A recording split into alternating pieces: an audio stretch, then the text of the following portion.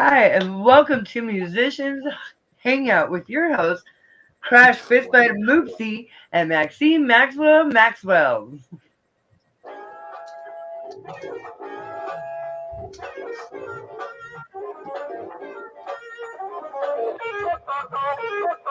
Hey everybody, happy Wednesday and happy November. Wow, it's already November 2021. Let's keep this going, everybody. All right. It's my favorite month because it's like no shave November. I like that a lot. Yeah. I know Max is taking part of that, definitely. Participate all year round. Yes. Right? Yeah. Oh yeah. Same with me. He just said all year round as well. He always has his beard. All right, so I'll go over our mission statement for our Musicians Hangout, and then we'll introduce to you our guests for tonight.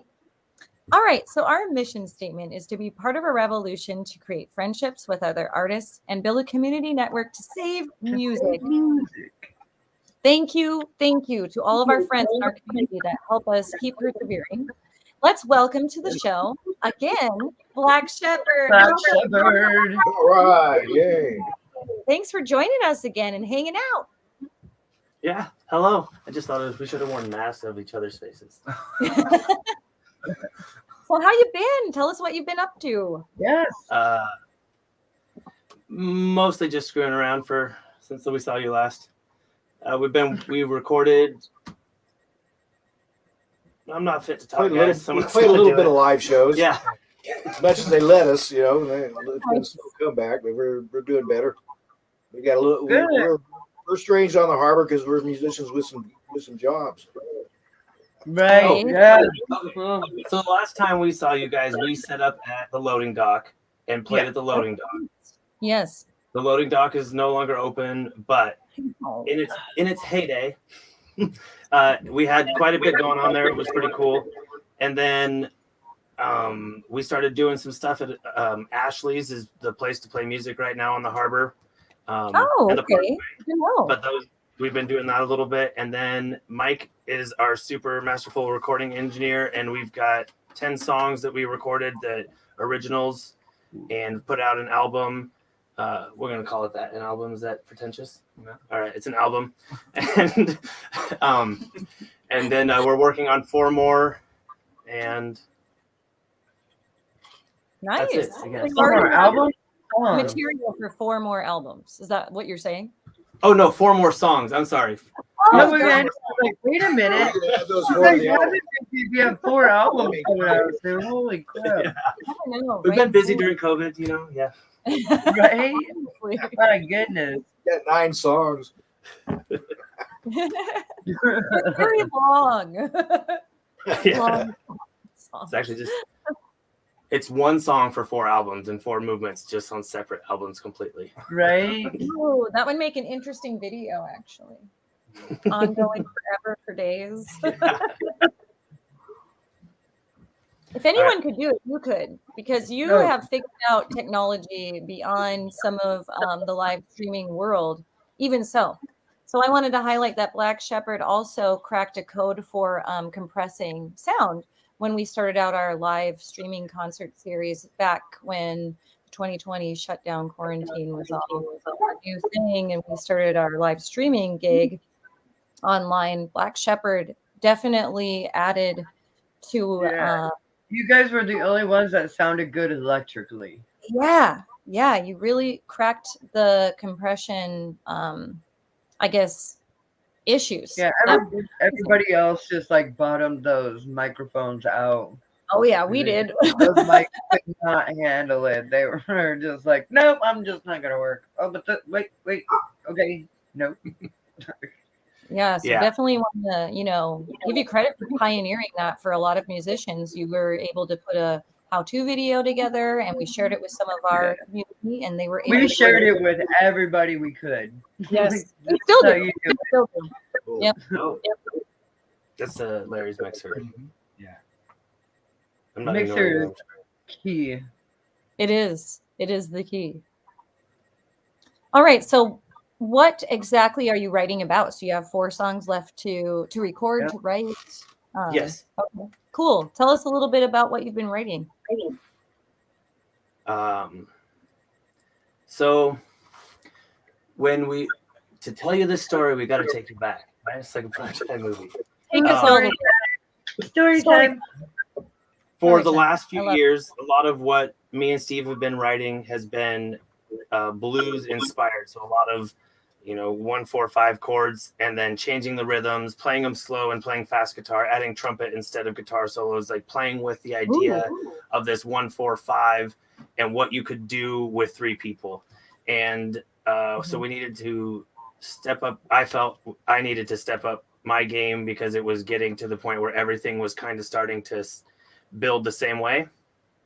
And so with this 4 new songs we have, they're still blues inspired, but we took and changed up where the blues was coming from, I guess. So instead of thinking of it like Buddy Guy or BB King, where they're kind of that jazzy blues, we're looking more at like Howlin' Wolf and Booker T. Some of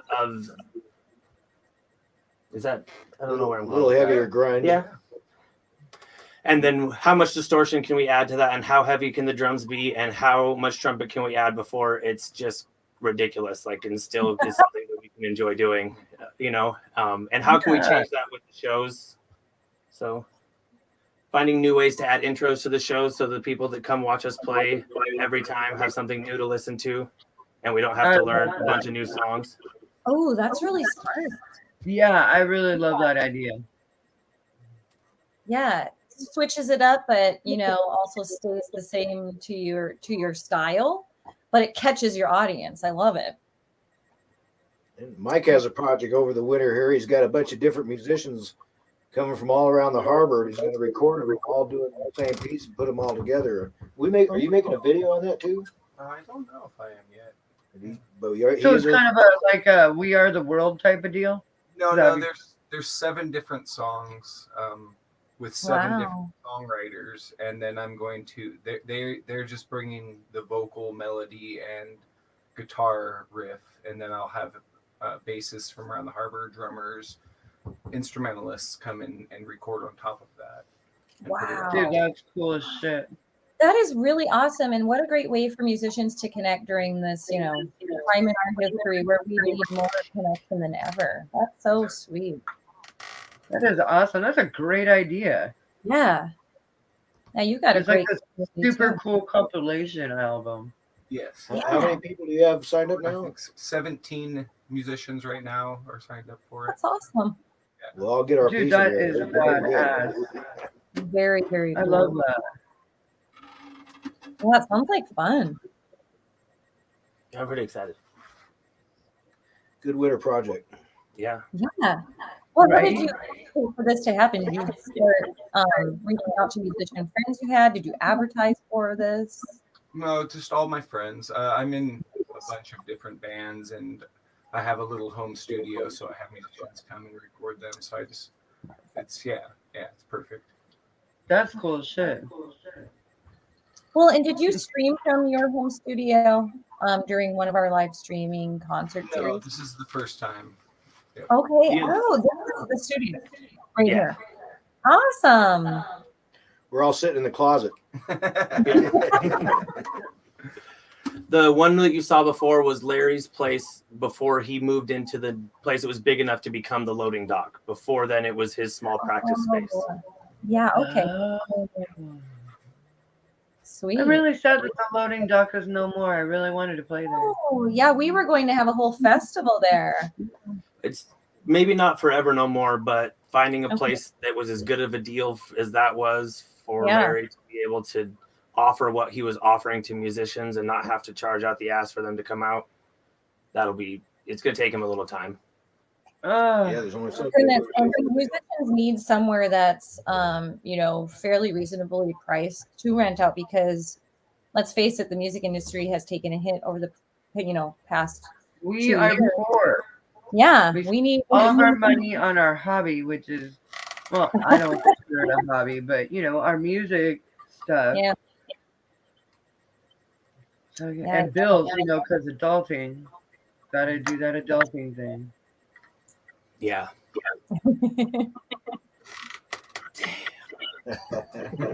Dude, adulting sucks. Well, I just wanted to shout out to our chat room. Hey, everyone, thanks for joining us. Don't be shy. Go ahead and leave any of your questions you might have for our guest hosts tonight in the chat, and we will make sure to ask them these questions throughout the night. Yes. So I guess my first question for you guys, for any, fans that haven't gotten the chance to see the interview that we've had before with Black Shepherd, how did you guys get your name, Black Shepherd? Furford Picker was taken.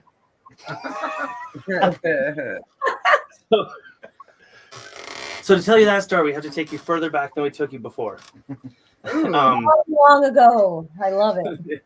So when me and Steve first got together playing music, he was playing music at the VFW, and I was came over to start doing. He was hosting like open mic karaoke stuff, and we started playing with Steve Stoken, and we're doing a bunch of stuff.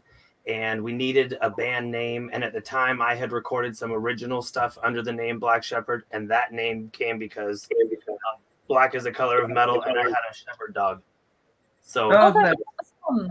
I love that. That was it. And so we did that. We said, let's try it, see what's up. We started using some of the songs I had written and started writing some more and learning a bunch of covers and mixing them up different ways that we wanted to do them.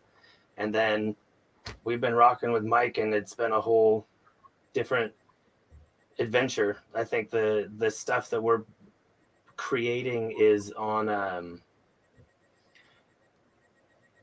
like in the beginning of the Tenacious D movies when they take a big hit out of the bong and then KG forgets to hit record. Yes. Like, that's what we're making right now. I know exactly what you mean. I love that. So I think you guys will like it. Epic. I can't wait. Oh, I'm sure we'll love it. We love everything that you guys do. Do you guys have a BOD? No. A Bong of Destiny. Sorry. Yeah. No. No. So we have a couple questions. Ooh, from the So chat. PJ wants to know, his main question is, how old is Steve? 37. Hey, right. That's the way I feel. That's No, PJ from Visions. is that right? I would That's who's say asking you that. probably know That's PJ. a tough question, but I'm still 62. I'm Nice. the old man of the band. Hell yeah. Pretty- I feel I was always the young guy in the band. This time I'm the old guy of the band. So that's Yeah, right. PJ, we're firing hard right off the bat. They're all still young, and I just What was your favorite event and where was it located? We're gonna have different answers, I think, for all of us. I don't know. We've had some really good shows. Yeah. I think that one on Riff Lake was Okay, we have the same answer then. that was pretty mint. Opening up for Hell's Bells. Oh, That was a yeah. good show. We had those We're people. fun. We went on early in the afternoon. It was like 12:30. We had these people climbing out of their tents and campers coming over to rock out with us. Yeah. Pretty good. We were the first band that afternoon, but we had by that time we'd built a party and they stayed the whole day and it was rocking. Nice. Good job, guys. Yeah, that was fun. But it wasn't my favorite show because necessarily from the show, Mhm. but the lake was dope. And we could see it while we were watching and everyone out on the lake. And it was just a really cool, fun That's experience of being outdoors. I like playing outdoors. Ah, I think yeah. That's awesome. Yeah, it's a big blue van event. Bart has part ownership in that or something. Nice. Oh, cool. He invites bands up there. That's the page. You get to camp free for the weekend. And man, Hey, he throws that some parties works. up there. Yep, it's Throw a walk couple right down beers by the lake and and, down all weekend. Mm-hmm. yeah, and they got a tractor with a trailer on the back of it. It brings you back up the hill, so you don't have to climb it all the time. Oh, really? Yeah. Otherwise, you have to climb that big hill from the lake all the way up to the party grounds. Oh my. They got a big stage built out there, stays there year round and everything now. Ooh, That's I bet cool. that comes in handy lately. You know, a lot of events have gone outdoors. Oh, Have to for mandates. Crap. Yeah. I really enjoyed actually because I didn't play that show. No. The F&A video release. Yeah. That was a good show. So when we released the song "Fucking A," that's the title of it. We shot a music video for it beforehand at our holiday shows that we did, and told everyone we were going to be doing it. So just come, be part of it, get in front of the camera, be active, and we'll have the camera people there. And we shot both of the holiday shows, and then released the song. And the next month did the video release party at the bar where we shot the video and put it up on the screen inside and everything. It was a lot of fun. That was a really good. Dude, Yeah. that's awesome. Fucking A. That sounds like a great video release party. What a party Ashley's was too. Man. Yeah. That was a great party with the Wiseman and everybody there. It was pretty good. Hard to beat Sweet. that. We've had a few good ones like that. When we first started out in Westport, Justin asked him there. We had about 100 people at the Mermaid, and he asked them who's from out of town here. Raise your hand, and nobody did. And he asked them, Really? "They're all Westport, and they were all locals. They come out to see us. We drew 100 That's people in the Westport. entire town of Westport, because Westport's not that Yeah. big. Yeah, they're really. They're all rocking together. There was no football game that night, so Yeah, we were competing with football in the basement. Yeah, that was pretty fun too. We've had a few things like that happen. You're playing live, you can get into some parties. So Larry Cal says, great trumpet on that song, too. Larry, you're gonna need to be more specific on that song. We can't answer that question. Yeah. Also, there's no question. Thank God. Though. That's There's Larry no from the more- loading dock. Hi, Larry from the Loading Dog. Thank you, Larry. Thanks for joining us tonight. Chills. Awesome. We got friends and fans joining us tonight in the chat. Again, let us know if you have any questions for the band. We'll make sure to ask them. Great. Questions, Someone Larry? already asked about Steve's age. Keep them coming. Yeah.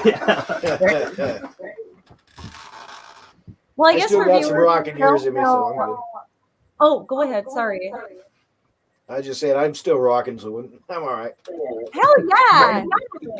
You're only as young as you feel, right? You can rock and roll till the day you die. That's my plan. If I get to rock out for another 20 years, it won't matter anyway after that. So. Right? Right. Oh. So yeah, I was going to ask each of you to share out what you do in the band and also how you started your individual journey as a musician. So you can work it out amongst yourselves who wants to go first. Go for it. I'm Michael Johnson. I play the drums. Musical journey. Oh my gosh. I've loved music since my first memory. I started playing the recorder, just like everyone, that's your first instrument, the recorder. Oh, yes. 9 or 10 or whatever it was. And then I went from saxophone and then to bass guitar and then electric guitar. And I started playing, I learned how to play drums on my lap, because I couldn't, couldn't afford a drum kit. But then once I became an adult, I got my first drum kit, and I've been playing drums for about 20 years now. I started playing guitar. I've been playing guitar for over 35 years. So Wow. That's why he's in 5 different bands.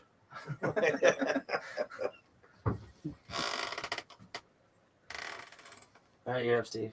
Or I'm up. You want to rock, paper, scissors? I don't care. Let's do it. We got 2 hours to go. Yes. Oh, Who all is right, I go in? first. Oh, yeah. It's the quickest rock, paper, scissors ever. Right? Usually there's a count of 3. This is how they write music and make decisions on albums, too. It's true. So I started playing music I should have thought of a better story than a true story. Yeah. It was a dark night. Yeah, we already covered that one. We've got contracts and non-disclosure agreements signed. So I started playing music because I wanted to be a singing comedian. That's the true story. That's the start. Awesome. Never too late. That's And then, Is that really true? That's true. I was good. Stephen Lynch. Awesome. When I was in like 9th or 10th grade, I found Stephen Lynch, and that dude, right? Get I was inspiration like, where you get it. I can do that. I can pick up a guitar and make jokes. Oh, the guitar is kind of hard. Okay. So, and then I was kind of a shithead in high school, and I had a teacher who told me I couldn't sing for graduation, and so I wrote a song and auditioned for graduation, and of course I got to sing it because I wrote a song about the class. I don't know that it was good enough for it, but I sang in front of a bunch of people, and they clapped, and I was like, well, I can probably do this too, and so now we play music. And then I was doing a lot of stuff by myself, recording. I recorded a lot of stuff when I lived in Korea, and then I came back and started recording some stuff, met Steve, and then I went to college for music. I met Bill at the college, and that introduced me to a whole nother side of music that I didn't know existed, and I've had a lot of fun with that, and I think that's probably been a big part of our writing too. That's cool. Yeah. So He keeps writing too. He just I told you I should have made up a story. do you guys have like favorite different genres that you kind of bring to the table musically? I think that's what makes this band so unique. yeah, we try to hit on everything. We all three have very different genres that we're bringing to the table, and somehow we meld it together into this sound. That's what I kind of figured, but I just had to ask. Yeah. And even if we do a cover song, we switch it all up to make it be done with a 3-piece. There you go. So PJ has a question. He says, what was the toughest track to record off of your new album? That's a good question, actually. Hands down for me, being the engineer, it was Coming For You I Did, because we decided at the last, we thought it might be easy, and PJ actually would appreciate this. PJ is a hip-hop artist, and so he knows all about loops. He knows all about loops and how to do loops. And that was what our idea was. Okay, this song is pretty much the same thing over and over. Why don't we just loop it? Yeah. Probably shouldn't have just looped it. It didn't have the feel that it needed. Oh. I don't know. Ricky. It turned out great. But it just didn't. It wasn't what it is live, though. That's for sure. I was just gonna say I don't feel like loopers kind of have the same natural tempo as bands tend to produce. Yeah, you have to It's fake it. more like a metronome. Yeah. But Maxine and her band, the Maxwells, have this super awesome looper that has a sensor you put under the snare drum, and it so follows it goes whatever her tempo is. Oh, what? It loops to that. Yeah, it's fucking genius, right? That's fucking genius. Then it catches that human element. You don't sound off. Then. Yeah. But we still have And to that way, you as a drummer don't have to be like so on point. You could be a little looser with it. You know what I mean? And like I said, have that human element when you're feeling that music. It will just go with you. Yeah. Like bands have a natural tempo that they do together naturally. Yeah, I don't think we do it with a looper. We couldn't do that. I guess we did before, but it wasn't. It wasn't like it is now. It feels way more natural. Oh, PJ, we should have you on our show sometime, Right? Seriously. So We're PJ, booked in 2022. Just letting you know, everybody, we're booked out for the rest of 2022. Wow. Yeah. That's awesome. Yeah. Gigi, I'll give we're you the busy. details later. Oh yeah. Yeah, definitely. Bring I guess the cake. Larry had a question up here in the My chat. hardest song of it is the F and A though, because of the high note at the end. I've got to, it takes a lot to hit that high note, and you got to belt it. And if I'm in shape and my dog hasn't drugged me down the street too hard, I'm okay. I got a 125-pound Rottweiler Shepherd mix. If I take my mind off it, she hits into that thing. She's doing 25, and she's like a Mack truck cake you off her feet. Ooh. So Larry has a question. He says, Steven, did you start with bass or trumpet? I think you already answered that question. No. I started with trumpet when I was 8 years old. Oh. Like when I started with music, when I was a young kid, I had great influence on me because of my uncle who was with Merle Haggard and the Strangers and with Buck Owens and all them. So I just thought that's how life was, when I was just a kid there. But at 8 years old, I started playing trumpet, and he wouldn't even help me until I had a good solid year behind me. And he saw me advancing at 9 years old, so he took me in and gave me 3 lessons on a trumpet and turned me on a different book, The World Trumpet Method, and it had a lot of jazz on it, and it was fast trumpet playing, and I became a first trumpet player after that.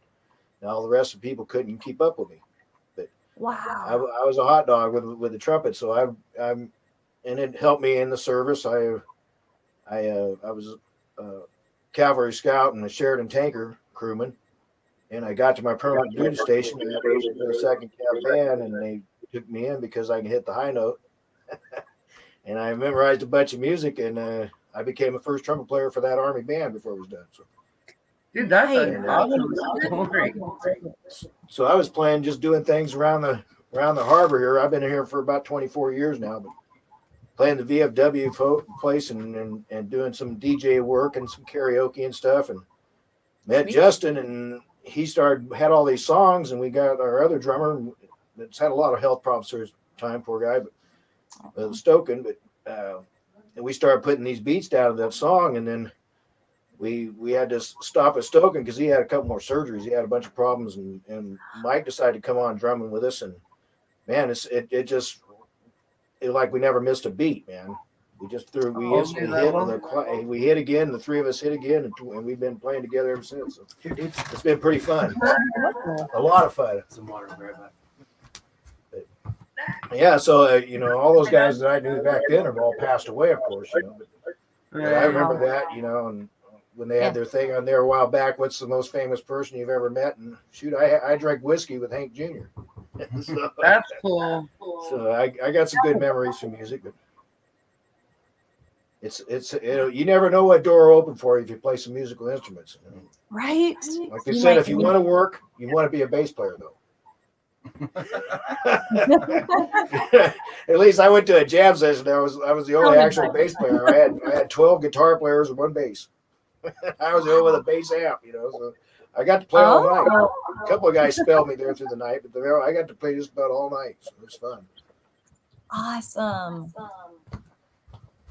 Well, I just wanted to mention that it's a high honor to be first trumpet. That's really cool, dude. Thanks. As long as I keep my teeth, I can still play it. Right. If you lose them, you go down with a Louis Armstrong disease.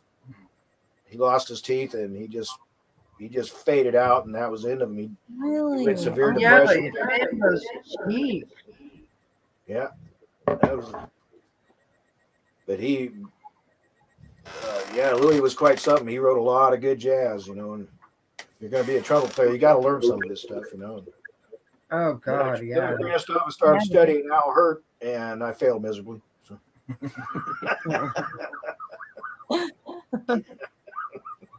But I did pick up some pretty heavy duty trumpet licks from Al Hurt. Those are big shoes to fill. I feel like, Oh yeah.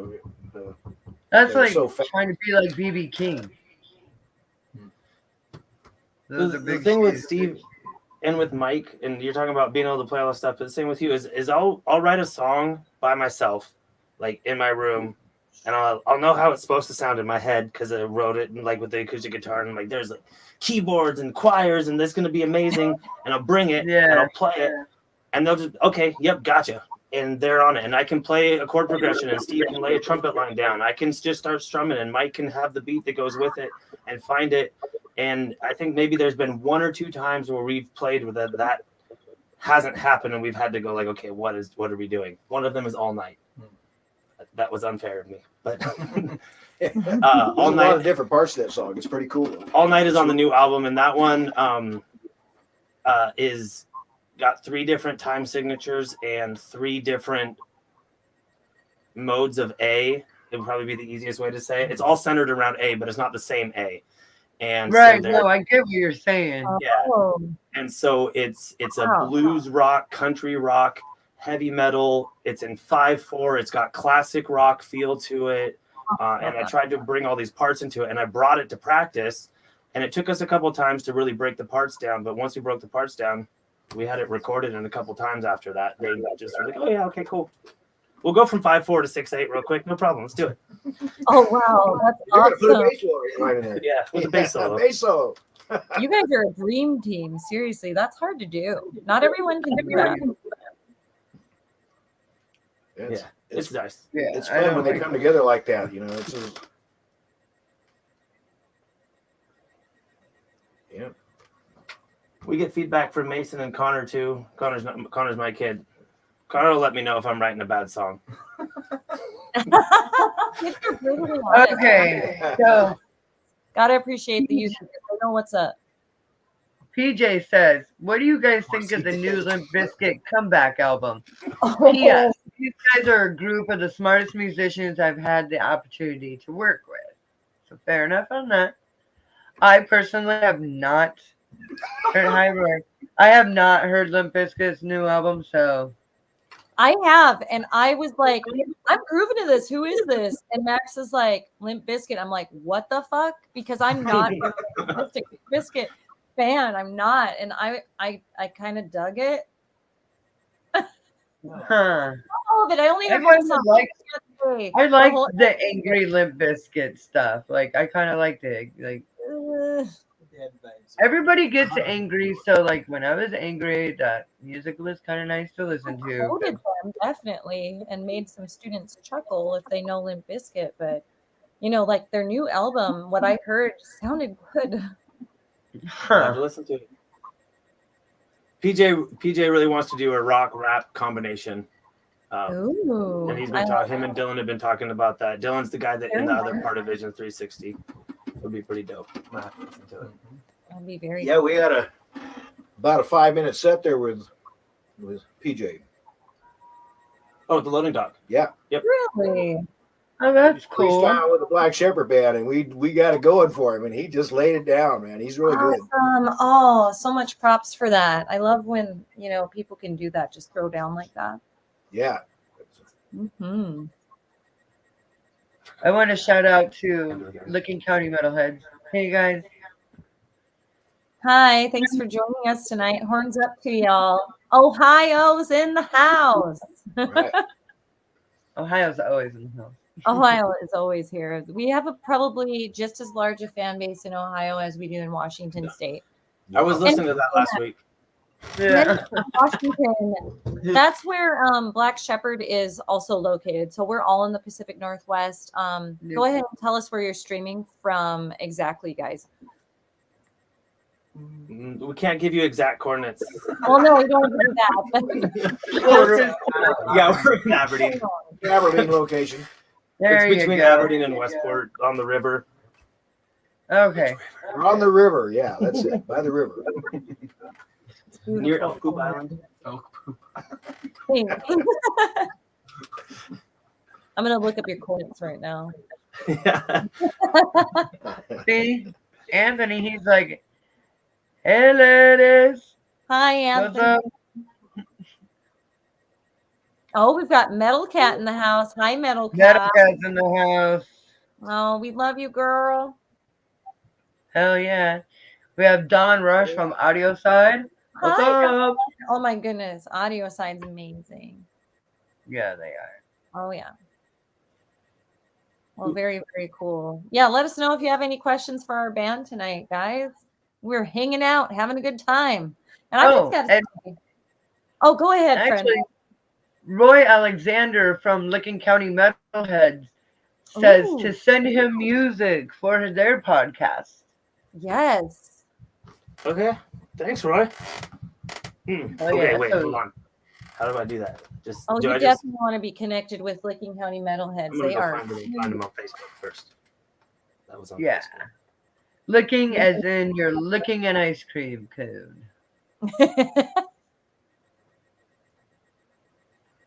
I'm going to think that every time now, friend. Oh, man.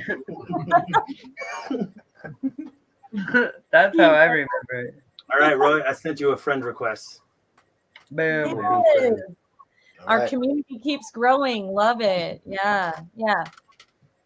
Well, we definitely support, our brothers of, the Ohio music scene and also Licking County Metalheads. I mean, what better way to help promote each other than to be friends and part of the same community? And that's what we're all about here is, building friendship. And actually, here is their email. It's lickingcountymetalheads@gmail.com. There we go. Sweet. So send them your music. And that goes for viewers too. If you have music, send it over to them. Send it to us. We want to share your music. And we are also putting together our Thanksgiving special, our music video montage. So if anyone has music videos that they want to share with us, please send them over. We are trying to hone in on making this family friendly so that, families can tune in during the Thanksgiving festivities.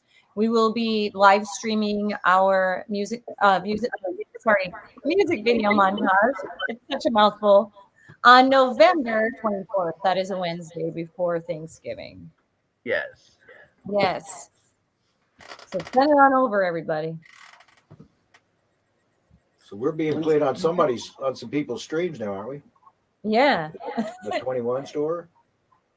No. As far as yes. So we had talked about going to different stores because a lot of businesses, at least down here, are just turning on Spotify inside of their store and letting musicians the employees will hook it up, and as long and so we were thinking that we would go to those places and just say, hey, here's our Spotify. Will you throw this into your mix, and maybe our songs will play once in a while while people are buying weed or eating pizza or a liquor store or whatever it is that they do where all good things. Music is playing in the background. Probably not Walmart. Nice. That would be a good one. Highway to Walmart. That's a killer way to do that. Do you want to shop at Walmart? Yeah.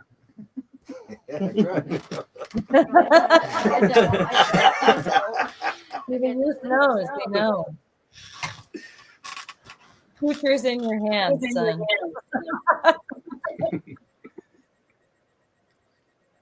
So speaking of promoting, where can our viewers find y'all online? Where can they find your music?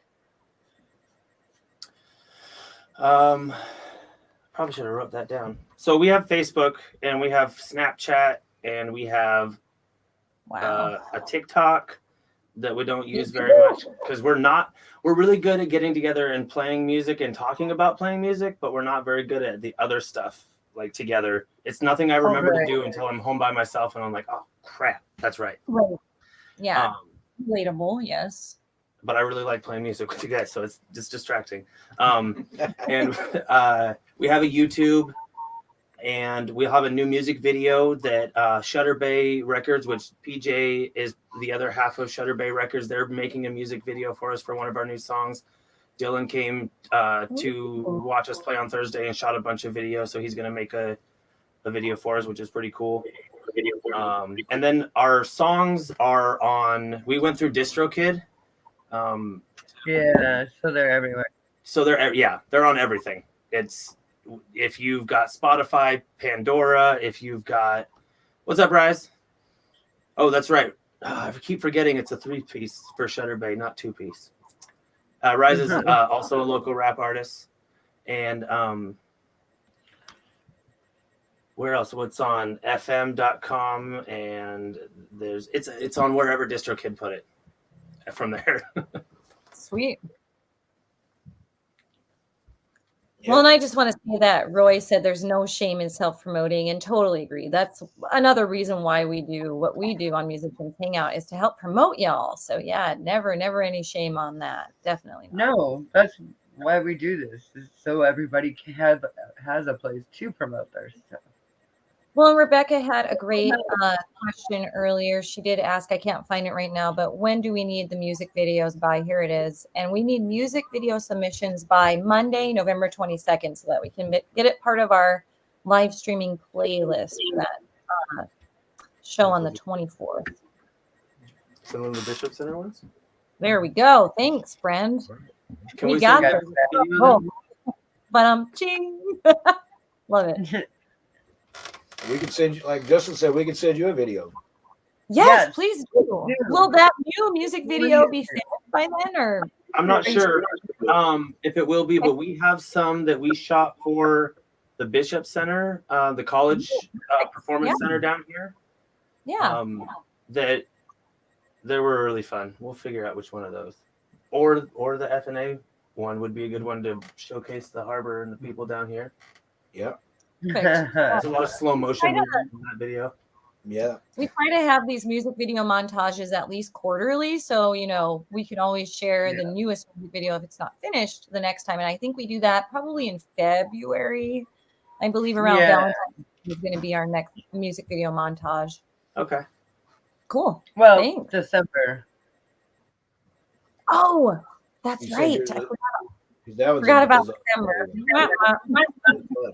So, I guess the new Black Shepherd music video will be out by then. Hell yes. It's time for the holidays. I love it. Sweet. No, that'll be a good one then too. Yeah. Oh, he says that he's finishing up some editing and then he's going to ship it on over to you boys. Ooh. Sweet. Yeah, I talked to Dylan a little bit before we got here. He's pretty pumped. They make their own videos. They do their own recording. They record other people and make videos for them, all in the hip hop scene. Okay. So it's pretty cool, and they wanted to come over and do some stuff with us. Hell yeah. Go ahead and plug yourself. PJ, go ahead and throw up your contact info. We'll share your stuff. Because, gosh, we know a lot of musicians that could probably use some of your help. I would love to do like a hip hop punk thing. Oh yeah, that's totally up your alley. Seriously. Yeah. I would love to do something like that. So Larry has a question for y'all. Are you going to do a Christmas song? Which one? Before Mike joined the band, we performed. I don't remember. It's that silly Love Christmas song, the one where she wanted. I'll remember it in a minute. I had it in a second ago, and then I said Mariah Carey and forgot it in my head. It's not her. It's the other one. But is that your question, Larry? It is. Are we going to write a Christmas song? Is it the Baby It's Cold Outside song? No, not that one, but it's on that track. Big band style that we just put a lot of distortion to and sang it. Oh, that's cool. Santa Baby. Oh. We would sing Santa Baby. Yes. That's awesome. I love it. Back there, you're rocking it. It's great. I don't know. We could write a Christmas song, maybe. If we're gonna write a Christmas song, it's gonna be like Blink-182 in their early days, or something like that. That's not to be taken seriously. PJ says that you guys should do a cover to Kidnap the Santa Claus. Kidnap the Santa Claus, lock him in a box. No. Right. Christmas? Oh yeah. Oh Right. Yeah. The grandma got ran over. This is Halloween. Lock him up for 90 years and then see if he talks. We did kind of a Christmassy themed music video called Mr. Red. And it's not about Christmas, it's about consumerism. But what better way than to, I know it's the same, but what better way to represent consumerism than Santa Claus, because it's all corrupt now. And yeah, I guess Valentine's Day. Corrupted Santa? Day is like the worst day. Like, it's nothing but consumerism right there.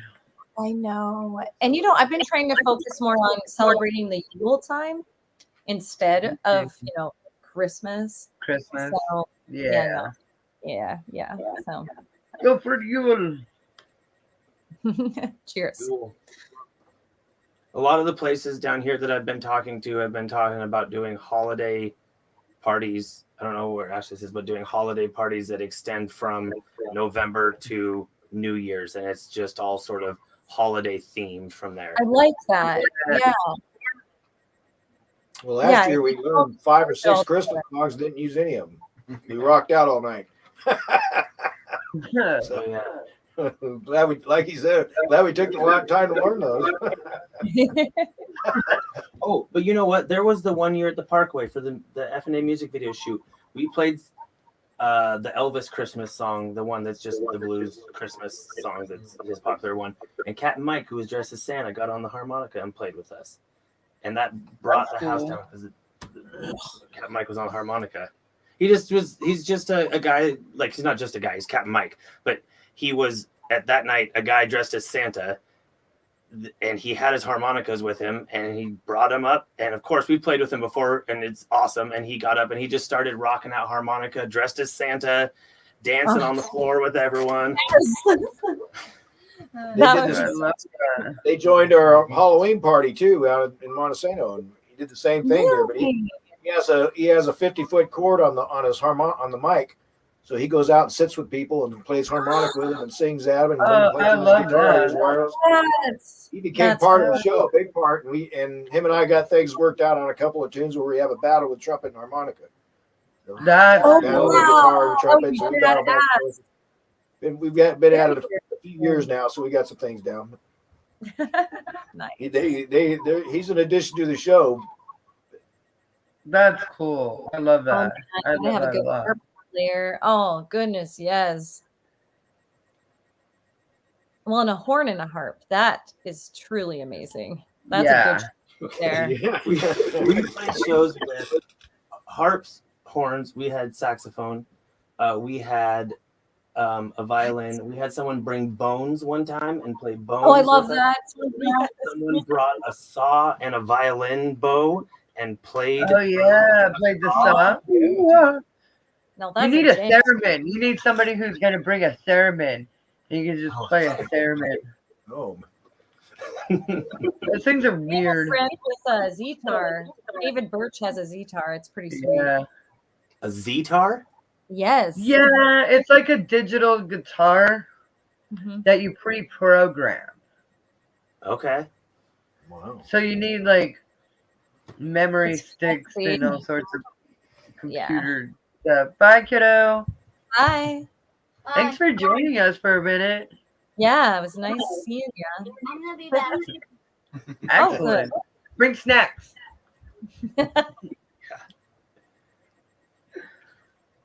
They make those guitar. I mean, they're not new now. They've been out for a few years, but they have the light up fretboards, and you plug them into the computer program, and then the song you want to learn or you want to play, the frets light up when you're supposed to play them, and so you just follow the lights around, and then you can learn how to. And this guitar.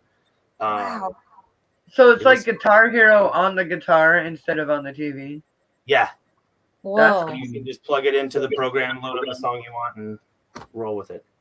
Wow. So does it teach you like chords and stuff, like finger placement?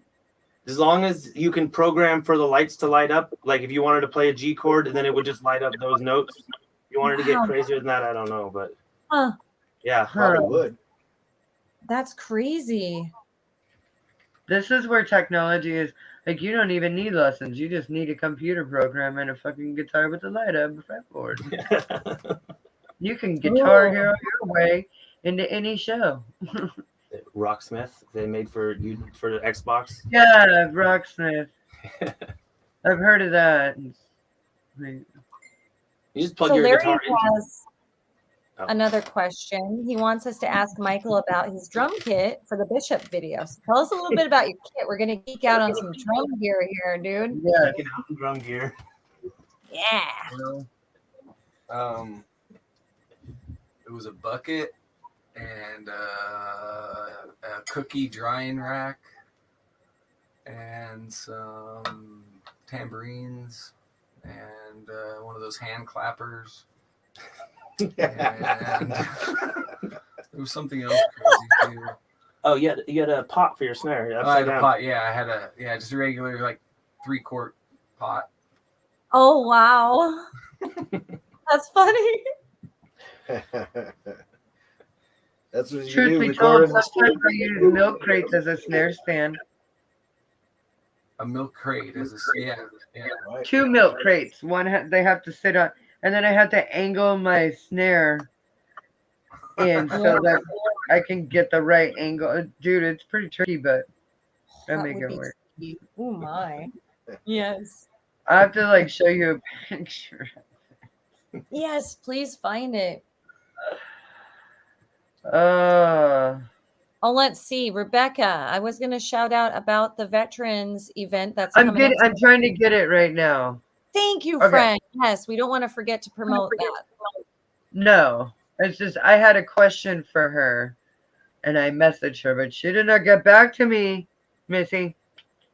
Back to me, Rebecca. Get Anyway, back to us, Rebecca. We want to include all the details on oh, the event that we want to promote on the show yes. tonight for a benefit concert for veterans. It's coming up.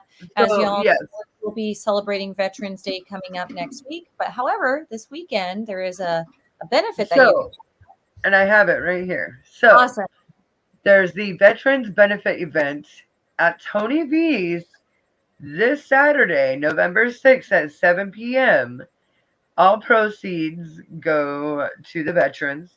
There's a 50-50 raffle. And Hmm. I'm not exactly 100% sure, but Rebecca, you can back me up on this. If you bring a blanket that is wrapped in clear, packaging, so, because of COVID, you will get a discount off of ticket prices. The Nice. ticket price is $15 online or $20 at the door. Like I said, all proceeds go to helping veterans, especially during the cold. A lot of them are homeless. So, we want to get them blankets, gloves, socks, things that they're going to need. Nice. Yeah. So, It's always we good to want to do donate that for for them. good cause. This weekend, Tony V's in Everett, Everett. What time is that starting at? 7 p.m. Thank you. Actually, I think it is. You might not get a discount, but you get a free raffle ticket if you bring in a blanket. Instead of Okay. having to buy raffle tickets, I think you get a free raffle ticket. Yes, definitely. Rebecca, let us know if we've got the details right here. And, oh, you know what? I guess I could tell you guys what bands are playing. Yeah, please do. Mostly. We have Jillian Mixon, Something Different, IPK, and Kryptonesia. Awesome. Good lineup. So, yes. We're in Debbie Seattle. Blackout was supposed to play, but unfortunately, they are taking some time off. Yeah. So, Yes, IPK will be stepping in. My brother's an IPK. Is that So, that's the everybody. punk band, right? International Punk Kings. Is that IPK? Right? Yes. It Yes. is the International Punk Kings. Sweet. We're back at Ashley's. Yeah, Rebecca go said, ahead and plug your shows, guys. of course. Saturday at Rebecca, Ashley's. of course. You're doing a good thing for a good cause. So November 6th, we're gonna be in Centralia, so we will be missing the Tony V show. Where are you guys playing in Centralia of all freaking places? That's my hometown. At the Moose. Oh. So, a friend of ours, a friend of mine from down here, was moved and was up in that area doing computer repair and was talking to this guy. He was repairing his computer, and through conversation, he mentioned Black Shepherd function and got a hold of. We're now going to be playing a show because the guy threw our name out there. So, dude, Nice. that's cool. yeah. You guys can also get a hold of the Hub in Centralia. It's an amazing place. They have great food, by the way. Get really good beer too. Yes, they do, and I love that place so much. We held a punk rock show there, me and all my high school friends Oh, for fun. back in the day. Yes. They're always, and they would love you. They would love you. It's a smaller venue, but it's only the three of you, so you guys can totally rock it. We got small And I gear. know the people of Centralia are gonna really appreciate your guys' music too. Sweet. Well, thank you. Yeah, we'll Cool. look that one up. And Not too far. McFilers and Chehalis. That's a good place too. Oh, that's in Chehalis. I thought that was in Tacoma. McFlyers, no. Yeah. Or Filers, no. That's Chehalis. Sweet. I think Johnny and Nick, they were on the show. Sunday Morning Slashers. Yes. Yeah, I think they played there a couple months ago. I saw a thing for it. Oh, cool. It's a newer venue. A pretty cool place. Nice. Yeah, we definitely need new venues. Goodness, you know, some venues made it, some are switching ownership, some are being reincarnated from other venues. Some had to move Yep. because of lease issues. Oh, yeah. Yeah, when And they you guys- shut down, some musicians had a lot banked on it already. You know, Oh, really? working musicians, they had big homes and everything, and families and everything being supported off the music industry, and they lost all that. You know, Well, I mean, Sammy Hager moved 80 people onto his property and shut the gate. All his he's just friends. like, I'm a commune You guys are now. all Fuck staying you. Yeah, he says if you leave, you can't come back. Damn. I love that. You know who should be on his property? Willie Nelson. It Yes, probably was. probably. They're all musicians, you know that, so they just jammed out musicians and good friends, you know that.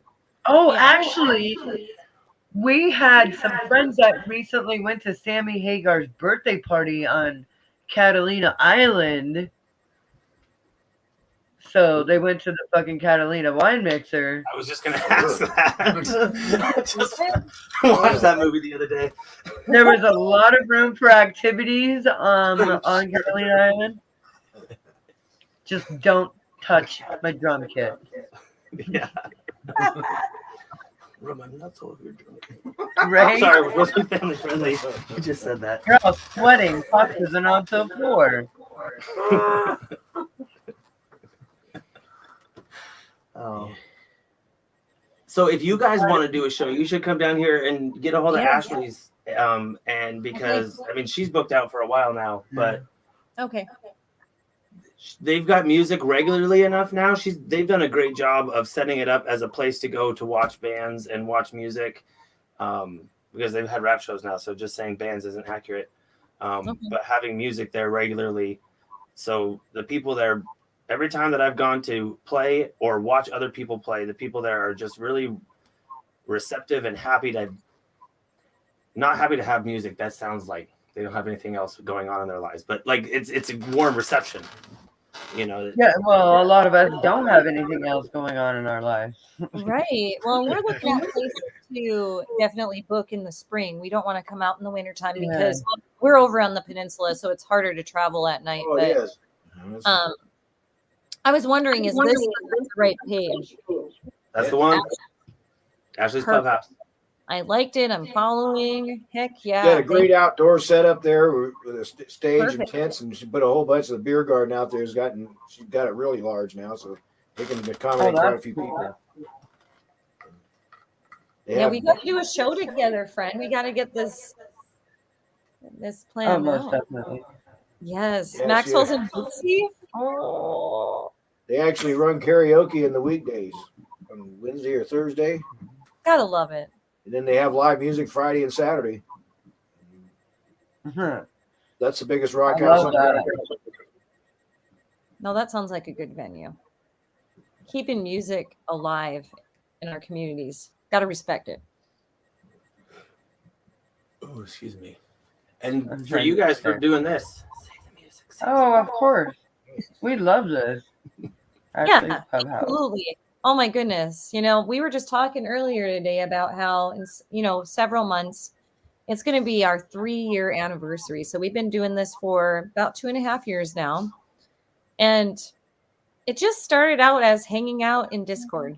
Really. We were just hanging out talking about music, and lo and behold, we went live with it, and gosh darn, our community exploded. It's been great.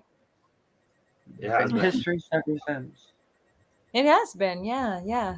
But Just kind we've of keep evolved a lot. I mean, yeah. the shutdown really kind of forced our hand into doing some things different because bands couldn't go play live at shows, you know. So we kind of offered a place for them to do it live, to do live shows.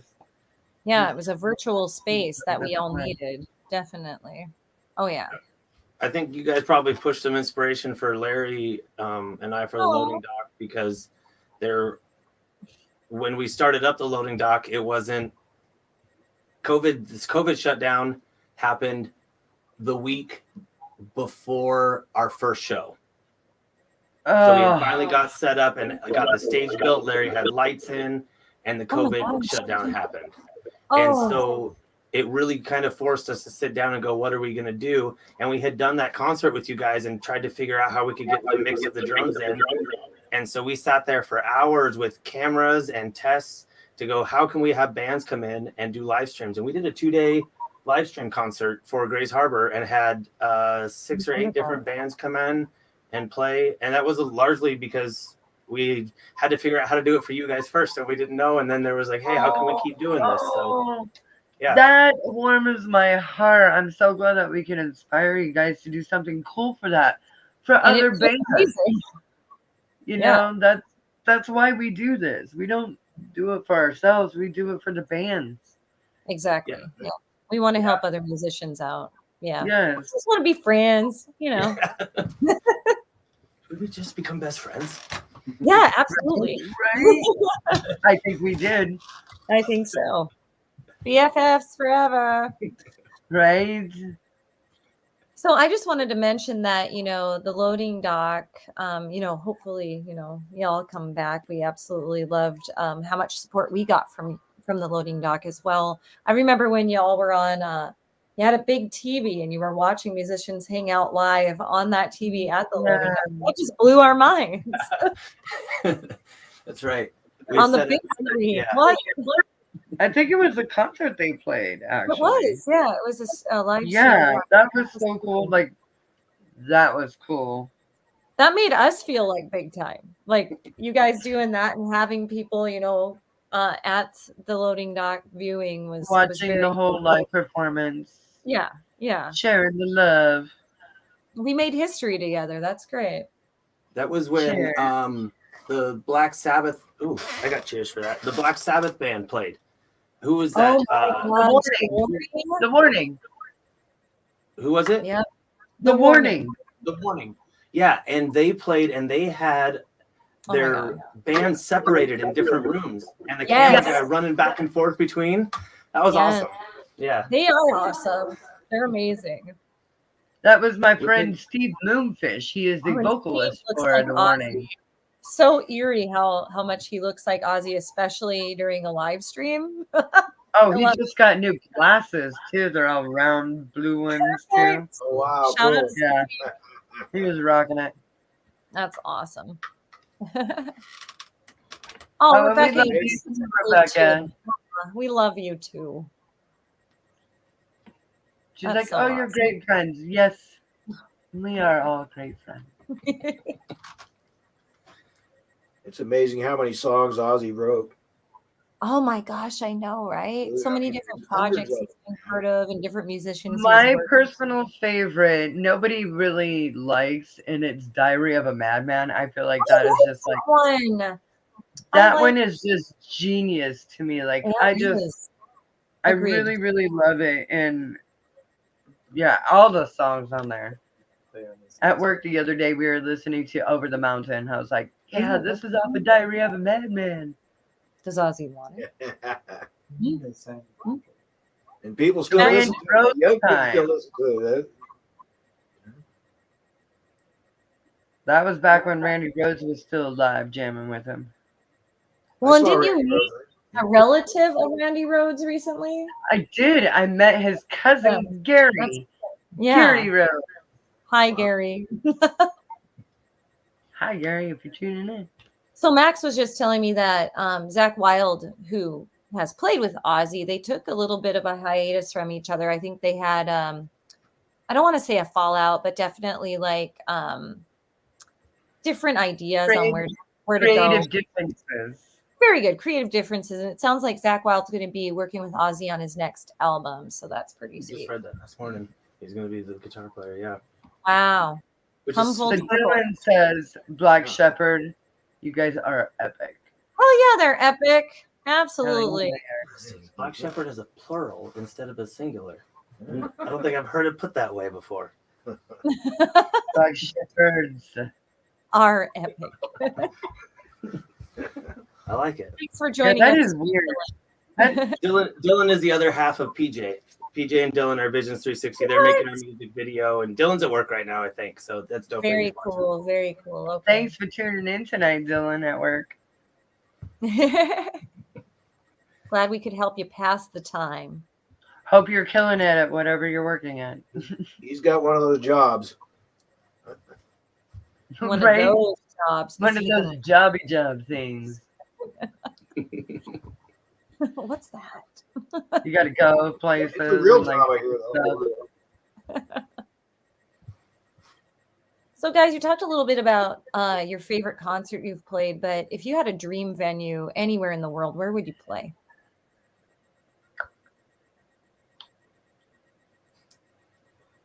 Oh, I wasn't Like prepared. anywhere on the fucking planet. Like, say you want to play like the Sydney, what is it? The Sydney Theater? Oh, God, I see my head. What is Yeah. that that called? What the hell is that? Yeah. You can throw us any Amphitheater? bar setting anywhere, we'll just launch. The bar See, setting. Larry is with me. Larry, you and I can hang out. He's like Red Rocks. That's what I Fuck was yeah, gonna say. dude. Oh, So yes. Larry is saying Red Heard Rocks you. because Larry, I mean, I know Dolores went, but have you guys seen I can't remember anyone's names tonight. No. You two? No. They're a funk band, but they do rock covers. What's the 5-piece band? Oh, You that know, sounds awesome. the Main Squeeze. Green squeeze. The Main Nice. Squeeze. And they do a cover of War Pigs, and the music video is shot at the Red Rock Canyon amphitheater. And it's got a keyboard solo and guitar solo, and yeah, it's really good. So Yeah. I was born in Colorado and I, lived there for, most of my growing up. So Red Rocks is always going to be like my go-to place. Like I really want to play one day because it's just amazing. God, it's so beautiful and say, the sound there is just incredible. For me, the Moore Theater in Seattle. I've Oh, always wanted to go to really? the Moore. Oh, that's such a Went to the Moore beautiful Theater. venue. Oh, my I know goodness. it's a horrible sounding venue, but I have I've seen so many shows there that were so pivotal to me. Dude, Yeah. it's a historic venue, that's for sure. Yeah, The Moore probably Theater. For that reason, for nostalgia and history and stuff, I think it would be that reason. Yeah.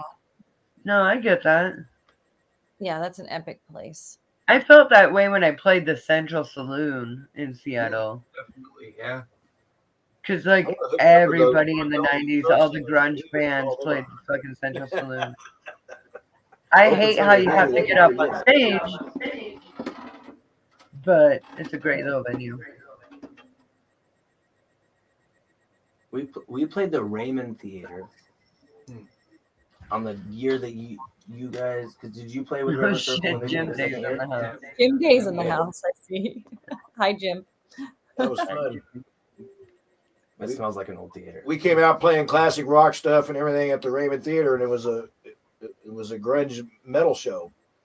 And the guy says, "You guys are a really good rock band." He says, "But this is a metal show." So we went, "Oh, da, da, da, da, And after that, everybody, we were right in, man. Everybody started dancing. Oh yeah, we played a We were in. yes.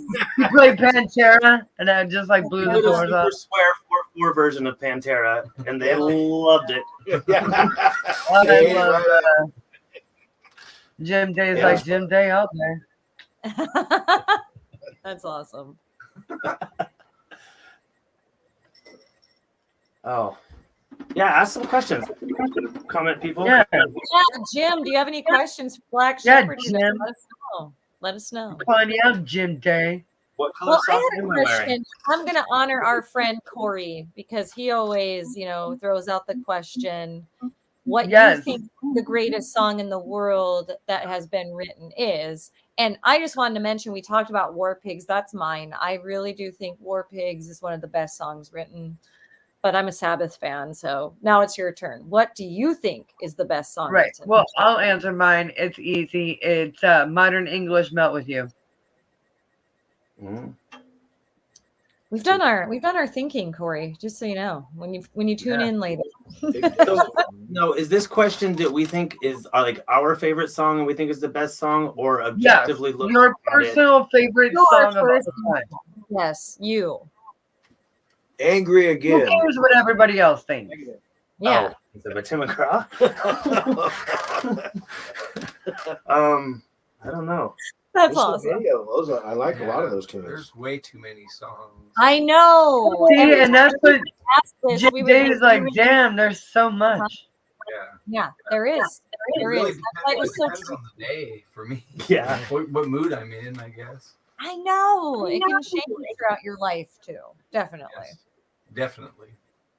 And then we would ask Corey, well, can we have our top three? And he's saying, no, the best one, the only one. So we have a friend who's pretty strict about this question. Yeah. So, like, if you only can bring one song with you on an island, Machine Gun Man by Pride and Glory, which was Zach Wild's project, a solo Oh, project. yeah. Yes. Is it Oh, that's good. Oh, yeah. Rock You Like a Hurricane by the Scorpions. Mm. nice. That's a good song, too. Everybody Great in the guitar. That's- Everybody wants to rock like a hurricane when that comes on. Here I am.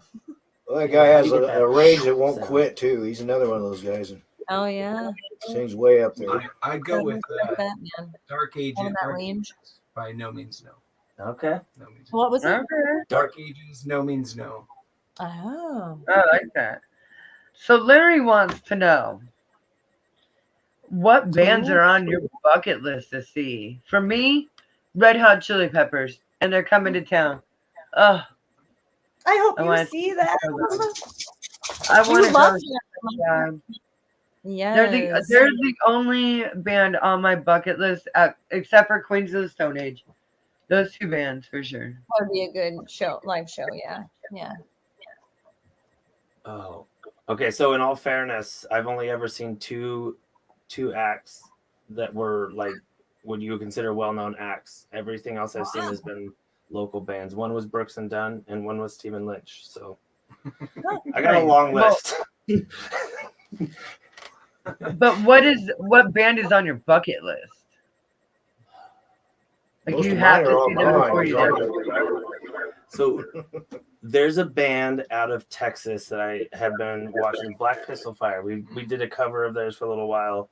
It's a two-piece band, just a drummer and a guitar player, but the drummer also plays the bass. He's got a little like 20-key keyboard, and he plays the bass with one hand and his drums with the other hand. And they're a riff rock band and blues riff rock. I'd like to go see them. Some of the alt bands are really putting out the tunes too, like Sir Sly and stuff. That drummer for him is just a phenom. He has all the electronic stuff and he gets the stuff going and starts playing the drums with it. It sounds like he's got a whole percussion set going, man. It's just great. Look at the wall of percussion comes out of that guy, you know. It's fun to watch him. Those guys are just really pumping out some hits, but it's a real dog-eat-dog world in the alt charts right now. They hit number one. They're only there for 1 or 2 weeks, and somebody's knocking them off. You know? Yeah, right. Yeah, they get nobody's staying there longer than about 2 weeks, and they get knocked off. Well, this whole music industry is dog eat dog world, kind of. Sure. That's one thing we talked about for a while before we released the songs is how we wanted to release them.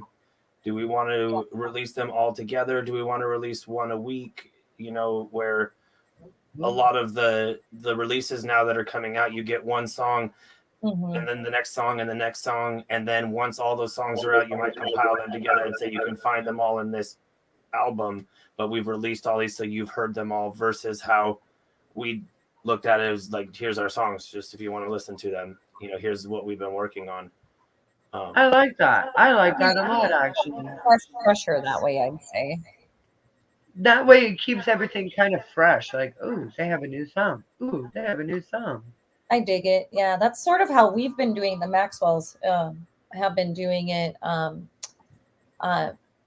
We wanted to finish our album. We got backed up a little bit because Max ruptured his eardrum, but we've been able to release singles, and that's been working for us. So it wasn't our intention, but it's been something that's been working. I forgot he ruptured his eardrum. Yeah, it's getting much better. He's ready to start mixing and mastering again because we had quite a bit recorded. In fact, we had more recorded than we remembered, and we went back in and started listening to some of the files, and yeah, he's getting ready to start putting that all together, and maybe we'll do a release next year. We're thinking about it. So Nice. shameless plug, you can check my band, The Maxwells, out at themaxwellsrock.com. Ooh. So the releasing the song every week or two, I love that idea, but there's part of me that's really that doesn't appreciate it because I'm so remember the album, you know, the record, the tape, the CD, and there's so many records where for me the end of one song, that little bit of sound or whatever they did leading into the next song is so important. And when you get those streaming songs and you only get that one song, and you don't get that full experience where it just keeps going. And I do miss that. Yeah.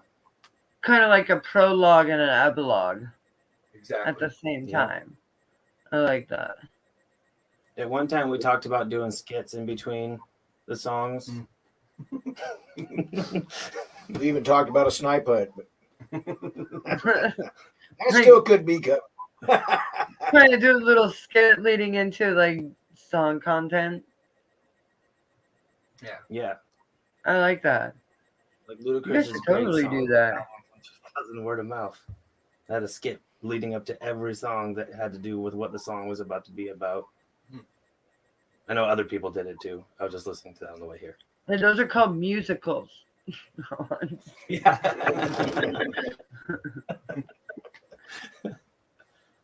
I'll be doing covers of the Glee soundtrack from now on. Oh no.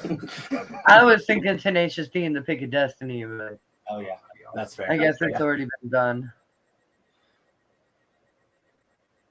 That was a good one. I appreciated the Pick of Destiny taking some of their stuff from their HBO series that I enjoyed and putting it into a movie, but not including everything because some of the skits on their HBO series were probably not movie ready. Oh, no, they weren't. Yeah, it was pushing it to. Yeah. I mean, the whole I'm the devil, I can do what I want. That was kind of pushing it a little bit. But when my son was little, before he understood words, he really rocked out to that song. That didn't know what was going on yet, but he really liked the music. The music in that was pretty good. My daughter liked Eminem, and then she was trying to figure out why the girl wanted to suck his chickens. And I was like, what? And to think about that one, I was like, what is she even talking about? And then I was like, oh my God. I come back and all I hear is, why do they want to suck his chicken? Yeah. I think Haley was like 7. What a great way to end. She asked me that, and I was like, well, he's making chicken wings. Oh my. I should change the station. Yep. They're not really I listening. don't think about that. I'm trying to like drive and like, Woo! yeah, it caught me off guard. I tell you once. That's awesome. Oh, kids, they're so funny. Oh, yeah. Okay, catch me up. I had to run to the little girl's room and then I upped my drink. Yes, I'm done with sober October, everyone. So Yay! bear You with can me join me because on the on the dark it's side. buzz Sometimes quick because now, you know.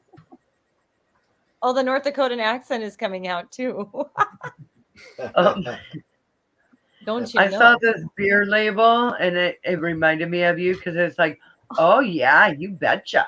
Yeah, you betcha, you know. Oofta. Don't you know?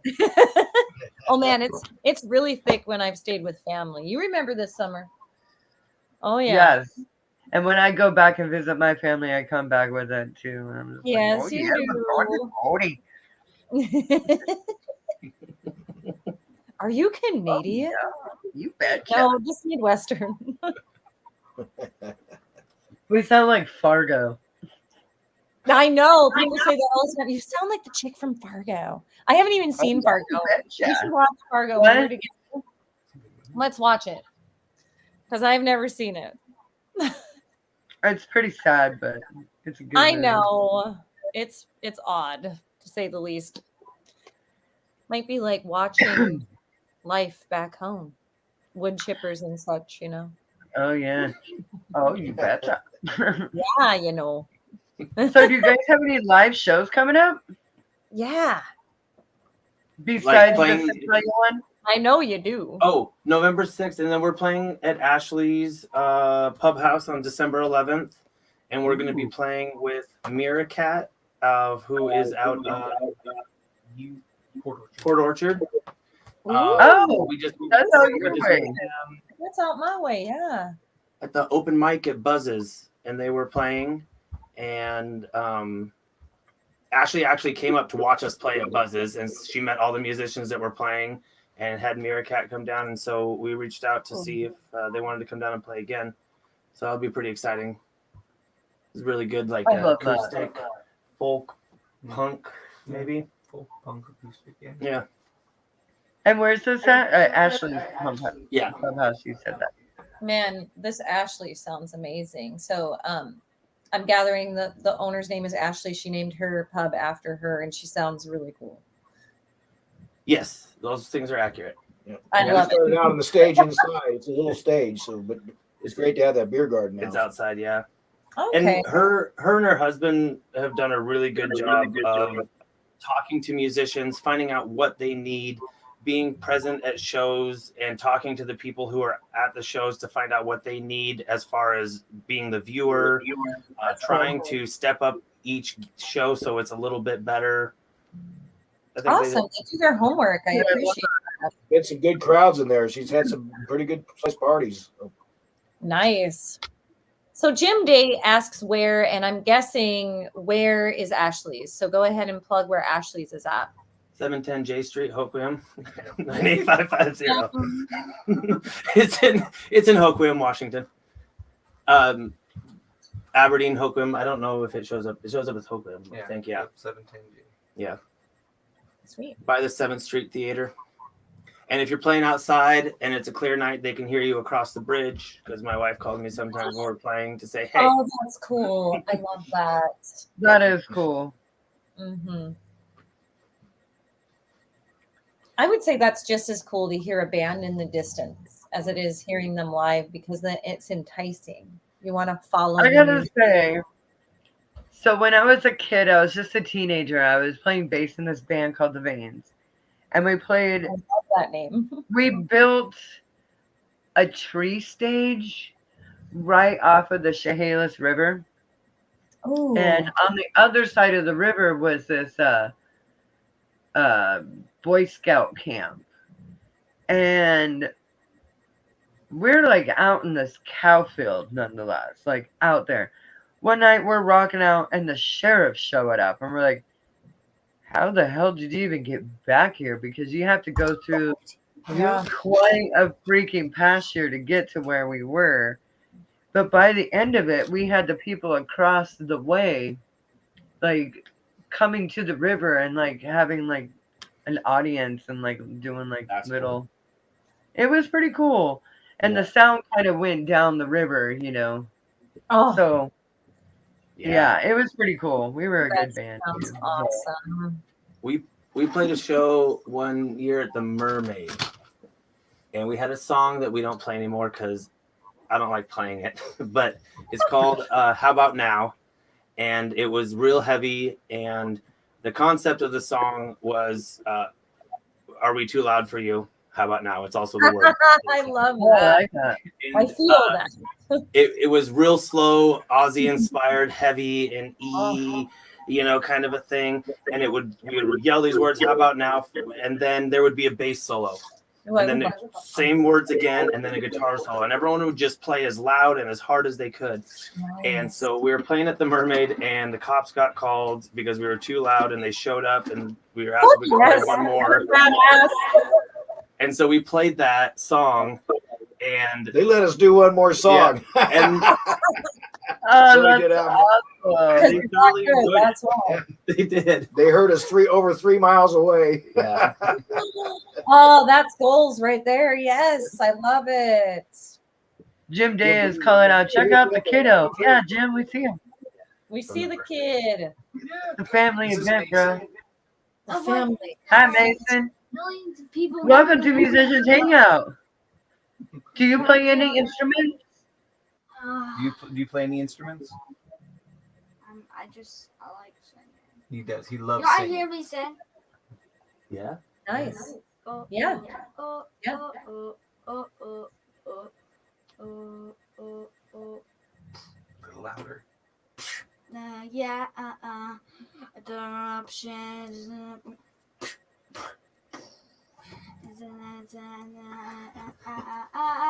Freestyle. Oh yeah. Oh yeah. Good job, dude. Yeah. Yeah. Good job with the scatting and the chicky-ba. I've been practicing music for years. There you go. Months. Love that. That's great. You could be Even a Jim vocal- Davis was like, that's great. Yeah. And Larry says, hi, Mason. Yep. Aw. You have some fans out there, Mason. Oh, you're watching right now, Larry? Yeah. Yep. Oh, yeah, he's watching. Subscribe, please. That's right. Leave a subscribe. That's right. Definitely smash that subscribe button, everyone. Yep. Look us up, Musicians Hangout and Black Shepherd on YouTube. And Black Shepherd on YouTube. Yep. Definitely check them out. That's good. Well, that's so exciting. You guys have some shows to look forward to and possibly writing your holiday song as your friends have requested. Yeah. What's your favorite way of listening to music? I really prefer vinyl. Vinyl's making a big comeback. In fact, I bought vinyl for a couple of my nieces and nephews, vinyl player, and my oldest nephew actually really got into collecting vinyl while he's attending college. He'll go to the record store there and seek out some pretty cool records. So Me, I stream everything because, YouTube has everything. yeah, I mean, Sure, it's loaded. I can't just beat love this watching modern way. Oh yeah. Mason's into YouTube? Oh yeah. He has his own YouTube channel actually. What? Where Oh, can we find you, Mason? Go ahead and plug yourself. There's like a bunch of different channels with my name, but my name's Wither Boy. So if you go into one of the channels and you hear like a voice that sounds exactly like me, That's the one. Yeah, so his name is Wither Boy, but he's saying that there's lots of other YouTube channels with that name also, so it's hard. Gotcha. Okay. Okay. I like that Wither Boy. He does a lot of Minecraft content. Yeah. Oh, very cool. I love that. So creative. Minecraft is huge. Oh, Like, it really not- is. It and so I work in the schools with the kindergarten to high school kids, and Minecraft is huge from kindergarten to high school kids. Like, it's really awesome to see that the game is, and there's so much you can do in that game. They have an educational version. They reprogrammed an educational version that goes along with the Common Core standards for the nation, and you can take your kids as a classroom and go in and play Minecraft to learn about building, to learn about animals, to learn about math, and they'll be completely submersed in this game to do it, which is there a as a program Minecraft that has like algebra or geometry? Yep. Yeah, you would learn all of your stuff as a character in Minecraft. Yep. That is so amazing. Get the fuck out. That's. I mean, I'm not into core math because I think they're just grabbing numbers. I don't know where they're coming up with half of these numbers. I'm just like, how did you get that? Like, I don't even know what you're talking about. Yeah. But well, I'm a high school teacher. I work with 9th through 10th graders. I'm an art teacher, but my my area of focus is ceramics, and I have a lot of kids like do sculpture work or themed items like our coffee cups that are themed after Minecraft. So I wonder if I could incorporate some of their games into what I do with literally, the building aspect of it. That sounds really cool. Yeah. Yeah, Jim Day was saying that it's been huge like that for years. Yeah. Yeah. And kids just sit there and they watch other people play. Well, and I didn't realize how innovative it was. Thanks for enlightening me on that, because I'm really not into a lot of the video games. I'm pretty old school in that sense. Didn't our friend Robert Solomon just like do something, like reach some sort of thing about Minecraft also, and on Twitch or whatever? I don't know. Like a kind of I don't know. Minecraft isn't the video game for me, but I'm glad that it is very educational. Absolutely. I respect that. Yeah. There's a lot of myths about Minecraft. Oh yeah. Brian.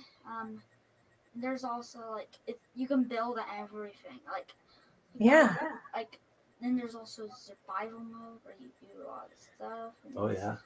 Yeah, I'm not really into the building my own world kind of thing because I'm lazy. But I will run through somebody else's world. Can you play other people's worlds? Yeah.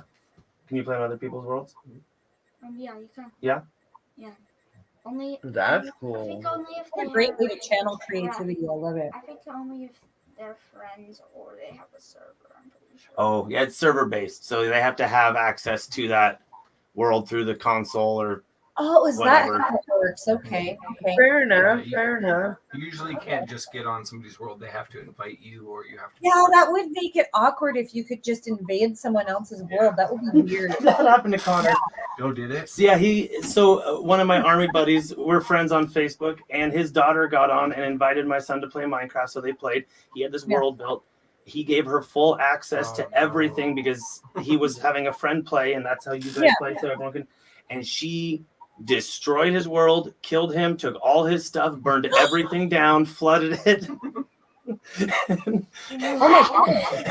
That seems like something that Preston. What's that? That's mean. Jeez.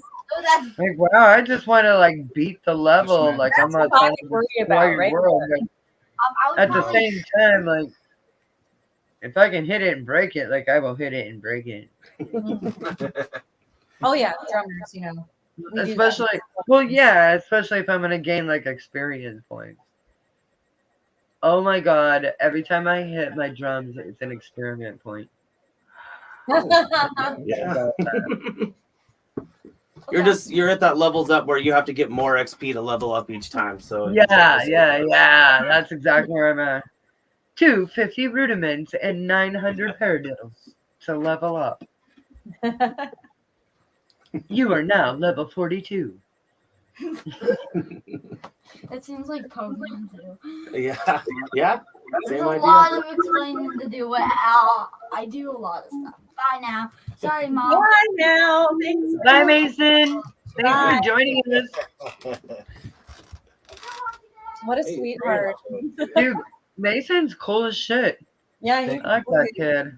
I pride myself in that. Yeah. Oh, you should have done good. Hell yeah, dude. You're Absolutely. teaching your kids some cool stuff, and you got a cool haircut. Yeah. It's pretty cool. We have band practice and the boys get together and play. So we can do all of it together. Like the boys get to hang out, we get to play music, and then yeah. Mason's just there rocking out, Yep. Yeah. singing a little bit, doing some scatting. I love that.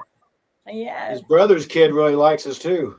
Oh God. So Grayson just turned 2 and he has been watching the Black Shepherd videos on YouTube, and he learned how to play the drums and a guitar, and he got a tube and was running around playing the trumpet, and he plays just like, not really, but just like 2-year-old style, just runs around with the playing the trumpet and playing the guitar and stuff. He's covering all bases, man. I bet he's better at it. Like, for a drummer, I can't play air drums versus shit. Just can't fucking do it.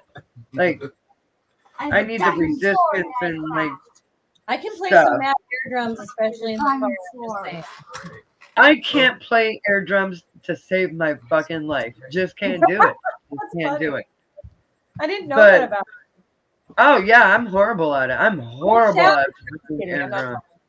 But I rock it on air bass and guitar. Like I can kill it.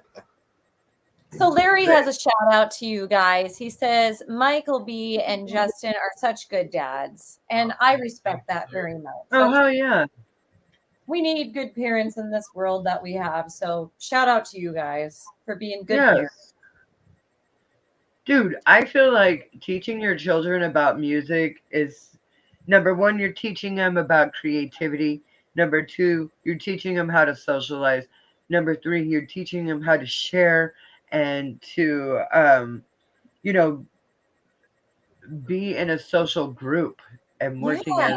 working All the together. life Like skills, definitely. being Yeah, in music and teaching your kids stuff is so vital. I feel like definitely. Oh yeah. it gives them a lot of life skills that you wouldn't think about. Yeah. By just having them at your band practices and including them in on your jams. Yeah, those are some really important memories that you're helping build. That's beautiful. Exactly. They'll remember that for a long time. What are we talking about? Must being good. How amazing you are, Justin.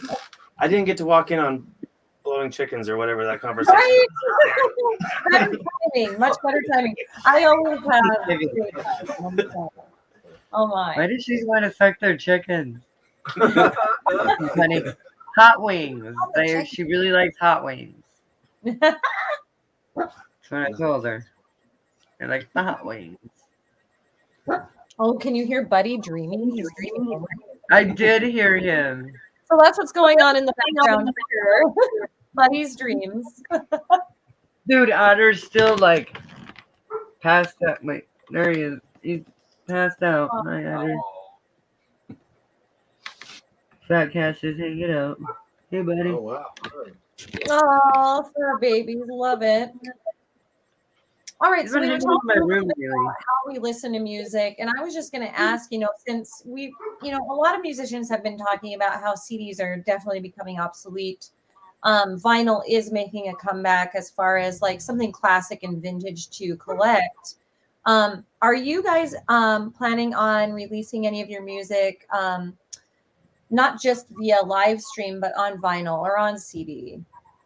Yeah. That's about as far as we got. We're planning on it. That was an easy answer. Cassette tape. I Yes, really want to vinyl. bring cassette tape back. I was just going to Just say saying. my favorite by far is cassette tape. I listen to cassettes. Oh, the classic cassette. I mean, I love streaming. I stream lots of stuff, but if I really want to hear something and I know I have it on cassette, I'll listen to it on cassette. My that's car cool. Yeah, actually those has capabilities. a player in it. So right now we just spent all of our money on condoms. That's a true story, actually. Shepherd goats. So we decided to do some different merchandising, and so we found a bunch of different websites, and we have these swag bags that we're selling at shows, and they've got links to our music, Black Shepherd custom bracelets with our names on them, matchbooks that say Black Shepherd, and condoms that have a Black Shepherd thing. And so when we get some money back from that, we talked about doing a CD run and getting some from like CD Baby or something where they do the whole packaging and all of that. How much are these Black Shepherd swag bags? That's $10. pretty sweet. We need some of these. I want one. Like, Bags. yeah, I'm totally gonna send you guys money because I want this Black I will Shepherd mail swag them bag. to you. Yeah. Absolutely. Like, Right now we have some. So there's a lady down here that has these vending machines that she puts in the places around the harbor. She's got 3 of them out, I think, right now. oh And my one- god! Please tell me you have these Black Shepherd Yeah, swag we do. bags on the vending Yeah. machine. So, Shut So- the fuck up! That's like amazing. but I'm gonna plug it right now because we have them in the vending machines at Ashley's, and all of the money from our bags are gonna go to support local young musicians. I'm not gonna say who because I haven't asked for permission from the organization to do so to tell them, but we worked it out, and the lady has offered to give her profits to them as well. So she's going to donate her side of that, and all of the money will go to help them. So that's pretty cool. Oh my And we'll be God. playing there December 11th. So go buy their bags. Love it. Oh my That god. is the coolest thing I've ever heard in my life. That is Like, pretty damn sweet. Gotta say. That's pretty cool. I need to let my dog in. And she just puts all kinds of stuff in them. Little earrings. They had lady bags in there for a while at the bar. So if you're at the bar and you have an emergency and are unprepared, you can go to the vending machine and be prepared. get a Oh, lady bag. Yeah. Lady bag. Yeah. That's awesome. That's awesome. I don't have to worry about the lady bags so much these days. Lady bag. Grab 2 Black Shepherd bags on the way Yeah. out. Yeah, I would grab a Black Shepherd bag way before I ever grab. There's no need for me to grab a lady bag. Yeah. No I should more. have brought one. That But, plumbing is closed down long time ago. Nope, had that hysterectomy. Have 2 kids, love them, love you girls so much. Mama loves you. I want no more. Could you imagine being almost 50 and like starting all over? Heck no, no thanks. No, no, no. Fuck that, dude. I'd be like 58. Ew. Oh no. Goodness. No. And have to do terrible twos in my 50s? Fuck that. It was bad enough in my 20s, for God's sakes. This is a good plug for why you should buy Black Shepherd condoms. They're available at Ashley's. Let's just open your God. I'm helping your God. I'm like, oh, no. Through the lady bags. Let's talk about these Black Shepherd bags. Right? What, you got condoms? That's cool. And matches from romantic fucking. You guys should put scented candles in there. You know. Ooh. Well, we've got the music, lighting the candles, and the condoms. We've got 3 of the things you need for the evening. Exactly. You do. And you get a cool ass fucking, bracelet. So then Yeah. you're looking all Yeah, swag show about us it. the bracelet a little closer. Bring it up. We want to see the bracelet. Yeah. So we found these online. We got them 300 of them for $97 with shipping. What? Oh, And you can that's pick custom good. colors. So we have them in glow in the dark, black and white, red, white, and blue, rainbow, pink. And you just pick your colors, put your message on it, and then they ship them to you. I love it. Oh, that's so cool. Good price too. Yeah. Definitely. And at that price, we can give them out and not like be Is hurting it through ourselves. Vistaprint? Do what? Sorry? I said, is it through Vistaprint? No. I can send you guys the website. I have it on my computer at home. Sure. Yeah, send it to us. Rapidwristbands.com. That's what it is. Okay. I think I've heard of that. Oh, yeah. Black Shepherd bags. All right. I'm coming Oh, closer yeah. again. Wow, we want to see that up close. So we have this Yes. sweet intro Oh, print made on canva.com. That's free. I love it. And then when you open it inside, we have 2 business cards with links to our music on the back and our faces on front. Oh, So perfect. Oh, hell yeah. Your faces. sweet matchbook that says Free Fire here. Oh, it's matches. Okay. Gotcha. This Free one's got. Fire, Oh, yeah. I forgot we got stickers too. Stickers are from Vistaprint. Do This is whatever. something. Oh, gotta have those. Yes. The picture on the back of this is Mike upside down drumming with a bunch of filters on it. Is actually what this picture is. Oh, I love That's that. hilarious. Fucking- And bracelets. This one's pink. Ooh. That's a lady kit It's a lady kid. and her boyfriend. Ah, And yeah. the condom. Great. I love it. You should put rainbow ones in there. So we got the white ones because to get 100 white ones was $100, and to get 100 rainbow ones was $600. What? We decided to do white ones instead. God. Much difference. Everybody wants a rainbow for some reason. I'm super lazy, and this is what I would do. I would go to the free clinic or Planned Parenthood or whatever, and just like take as many, because you know they give you free condoms. Yeah. Take as many as you can. Put Put a sticker over like each one of them, so it looks like it's yours. Or And then better you yet, have a band pin, right? free. Just kidding. I mean, I Bad guess choice. we're going to be spending more stickers, but still, Right. you can get the I was flavored very one. careful packaging these so the business cards don't puncture the condom wrapper. Oh yeah, that would be hilarious. Burp.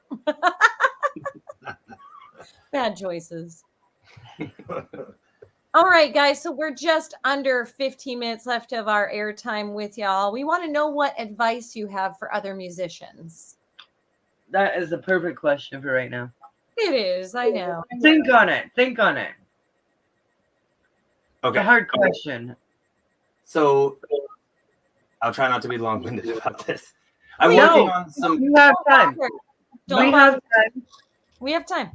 So I think that the biggest advice I would give to someone who's wanting to do music is to not consider music in any sort to be a set of rules that you have to follow to be able to do it, but instead as a way to communicate what it is that you're playing with other people. If you're playing metal generally has a formula that it will follow to be able to play that metal. And within that, different artists will bring their own piece to that. But if you can communicate that, then you know if that's through tabs, if that's through knowing scales, if that's through knowing chord progressions and fancy names, however you're doing it, being able to communicate that with others, you're going to learn something from that other person. They're going to be able to say, okay, this is what I'm doing on top of that. Mike plays songs that we play with his other band, and he plays them differently and sings them differently than I do. And every time I watch, I learn something from watching him play and being able to talk to him about that afterwards and say, okay, what were you doing at this point? I thought you were doing something super fancy with your hand the other day and you were playing octaves and it sounded really cool. And that was the thing that I learned from that and being able to talk about it. I think if you stick it to being able to say, we make music like this and this is how you have to make it and this is how you have to play it, you limit yourself, not yourself, you do, but you limit the ability to learn about all of the nuances of music. It's stuck to that one specific. And if you want to be a one specific thing, if you're trying to be, you know, a BB King tribute artist, you want to be able to play like BB King and you have to do it that specific way. But being able to communicate that with other people is what the rules of music is, a communication tool, I think, is what I'm trying to say. Right. Yeah, that makes sense. I play with a lot of different people. You know, I jam with a lot of different people. And each person that I jam with has a different background, different set of skills, different types. Like they have different ideas. So, and I like that because I learned so much from all these different people. Yeah. So I feel like I'm just kind of broadening my playing ability because I'm able to play with different people because they're so different. And you know what I mean? Like they're just different genres, different time signatures, different theories, different everything. And I think that's a really good thing to do, is play with as many different musicians as you possibly can. Yeah. And not being stuck to. Okay, there's got to be a better way to say it than this. We've been watching too many YouTube videos. Okay. With classic music theory, with music theory, and the way that once you've learned guitar, you've learned drums, you've learned whatever, and you're trying to branch that out, the access that's out there is this classic music theory idea, where you learn scales, you learn rhythm that's written in a specific way, that's timed a certain way, and within that, you learn to break those rules to create your own piece. Yeah. That's the adventure on almost everything that exists in learning music in school, in learning it on YouTube. It's all kind of based out of the same thing. But all of those different pieces are ways of communicating a specific style. All the crazy chords that come from jazz come from moving two specific tones around the piano or the fretboard and allowing for voicings of 12 people in horns to be able to play together. That's the whole structure of jazz, is to allow for multiple people to play in their own style on top of chord progressions that move around two tones, the third and the seventh. Like that's the whole piece of all. And all those crazy substitutions come from people who go, well, if those are the two notes, I can play these things instead. And then you get weird sounding jazz. But that's not any of a different concept than classical music, which is those two tones are important for the end of your turnaround. That's the only time you use those. That's when you're turning your song around. Jazz is like, we're just going to keep doing this all the time. And then metal is like, okay, well, what if we took that and we played it heavy, but also that flat two sound, that chromatic sound is so tension feeling when you like Jaws, right? Yeah. That's, you get that in metal everywhere. I was going to say the chugga-chuggas. Yeah. Is what I call it. So all of those pieces are built to use those tones available for you on your drums, on your whatever your instrument is, to be able to give that feeling, that the story that you're telling, the emotion you're trying to give, whatever the thing is, that's all that is just a communication of that. Did I say that in a good way? Yes, you're saying music is what your feelings sound like. Yeah, you articulated that well. Yeah. And everybody's feelings don't have to be in 4/4 timing. No. Or specific. It is very, very often, and maybe I'm incorrect on this, but when we're bringing a song in, I write almost everything in 12/8. Huh. And it's either felt in 4/4 or 6/8 with the people that I'm playing with. But I write it in 12/8. That's how almost everything is in groups of 4.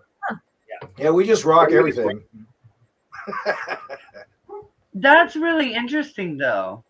Yeah, that is.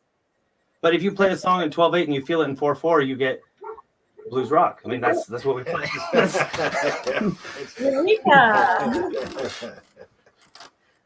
Yeah. I love that. What about you guys?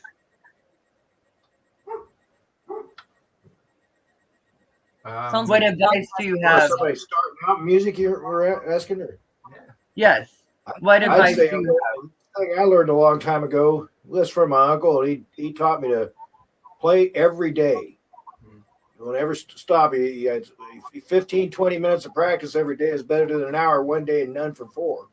That's true. So just play every day because you'll advance. Whatever you're into, you learn it. And so many people start out like that. And I mean, then to be a cover band, you got to learn everybody. Variety out there.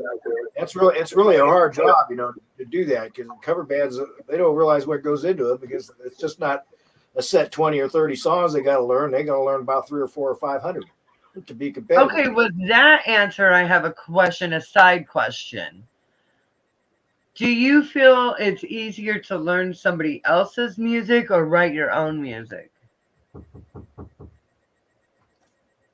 Opportunity knocks. He writes most of the lyrics, or all of the lyrics basically, and we end up with background vocals and everything. But it's when we find a flow with the song there, it is easy, and it's easier to remember. Because right, but what do you think is easier, to write your own music or to remember somebody else's music? So if we were playing like This Way Out, which is the band me and Mike are in that does 80s covers, when we're doing those are more true to the original version of the song than if Black Shepherd were to do it. If Black Shepherd were to do a song, we would pull up the chords, on like guitar tabs, listen to it once or twice and go, this is kind of how the song goes. Now let's play it and find how we're going to play it. What is our version of that? Is there a main riff that someone needs to hear? How can we mix that up? Like the Johnny Cash song, the Folsom Prison Blues. Everyone does that one. And we do it just a little bit, well, a lot bit heavier than the original, but with we do a grunge Right. part. A grunge We got some breakdown. grunge cash, you know. But what my question is, do you think it's easier to play other people's music, or is it easier to play your music?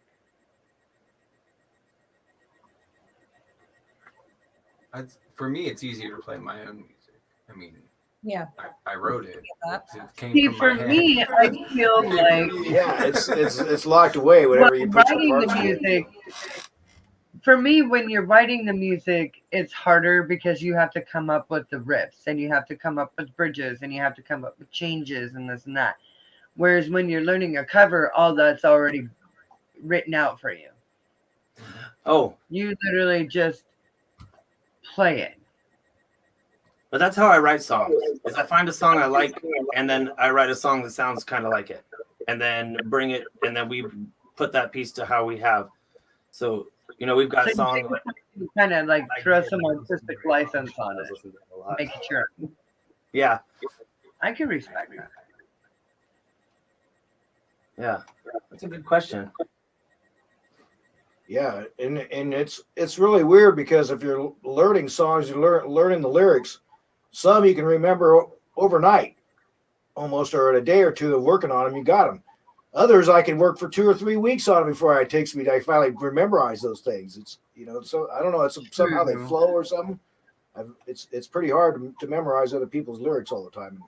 I feel like it's if you have a better connection with that song, it's easier to remember the lyrics too, if that makes sense. Well, I was only kind of connect with Rob Zombie, so. Yeah. My good friend Ivan DePrume was his first drummer off of the La Sextra Sisto Devil Music Volume 1 album. For White Zombie, yeah. For White Zombie. So. Well, we might have him on our show in 2022, right, friend? Are you gonna? Oh yeah, Ivan. Yeah, you're gonna be on the show, buddy. Oh my gosh, yes, that'd be so cool. Okay, guys, we're coming up on 3 minutes left of the show, and before we sign out, I wanted to ask you a couple different questions. First question: what goals do you have for the next year? And second question is: where can our fans find you so that they can follow you? Okay, I can answer the second question real quick. We got Yes. Black Shepherd. I actually at Black Shepherd Wk is the social media Hold handle. on. Okay. So yes, let Crash bring it up on the screen for us all. Black Shepherd at Black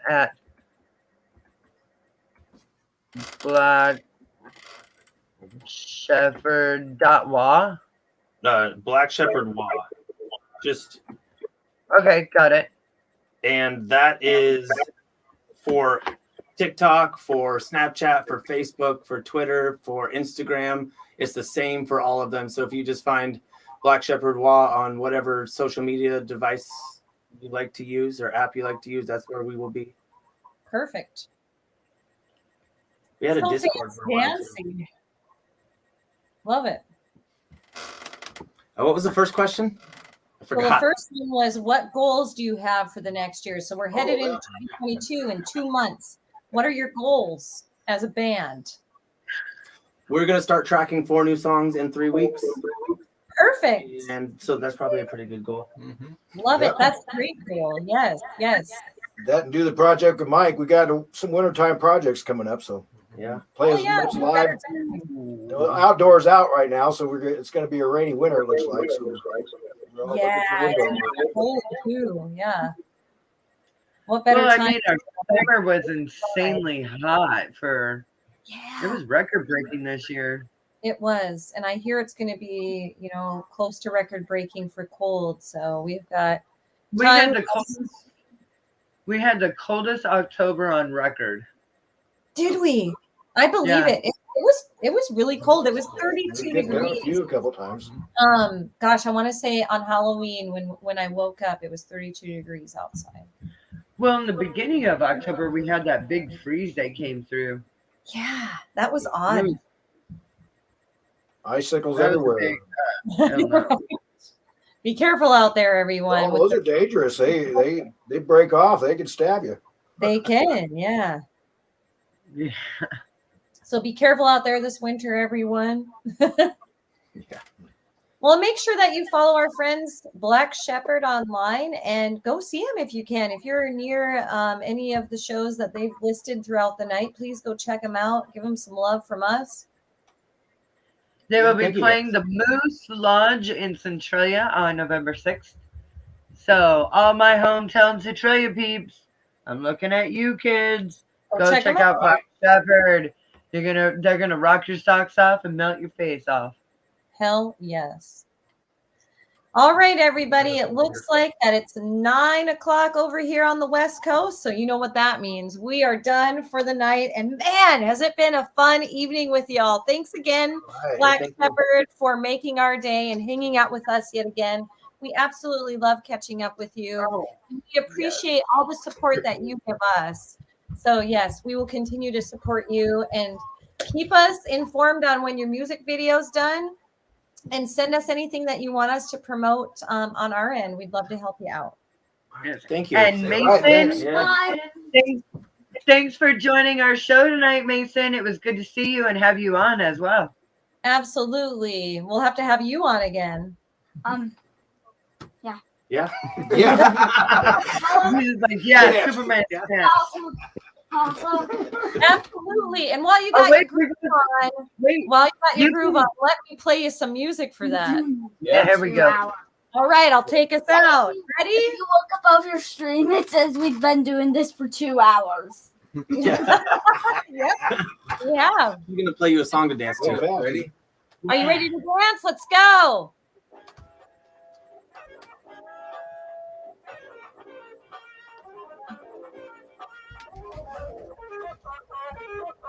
All right, everyone. We'll see you next Oh, that week. was- We love you. Thanks so much for everything that you do for us. Musicians Hangout is always here for you. Love you guys. Thank you. Keep rocking. Thank you, guys.